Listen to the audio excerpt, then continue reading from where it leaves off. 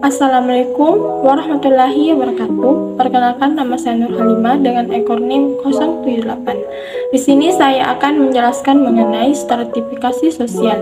Stratifikasi sosial adalah perbedaan penduduk atau masyarakat ke dalam kelas-kelas secara bertingkat atau hierarkis. Nah, adapun bentuk-bentuk lapisan masyarakat diklasifikasikan ke dalam 3 macam kelas. Yang pertama, kelas berdasarkan faktor ekonomis, yang kedua, kelas berdasarkan faktor politis, dan yang ketiga, kelas berdasarkan jabatan tertentu.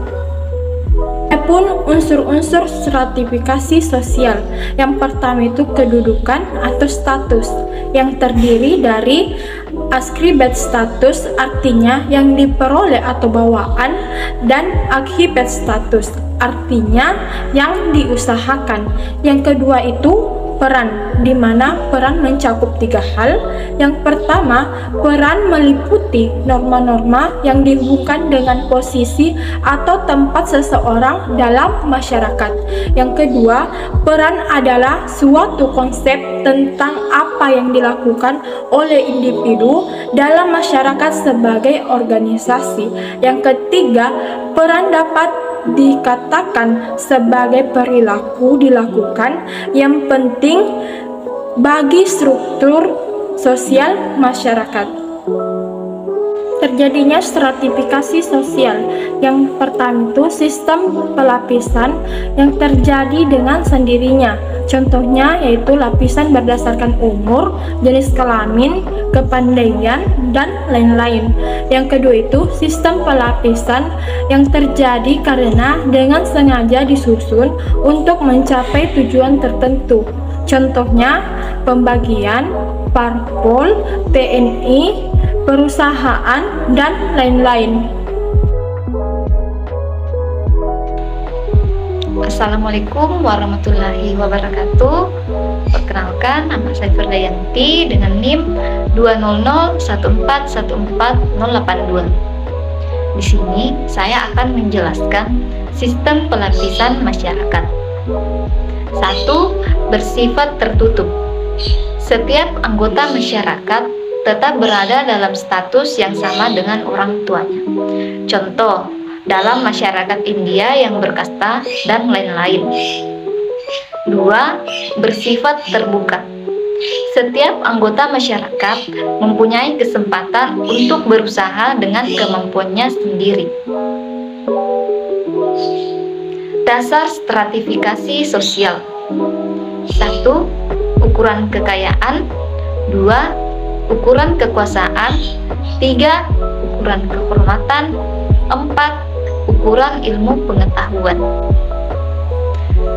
Mobilitas sosial. Mobilitas berasal dari kata mobilis yang artinya mudah berpindah.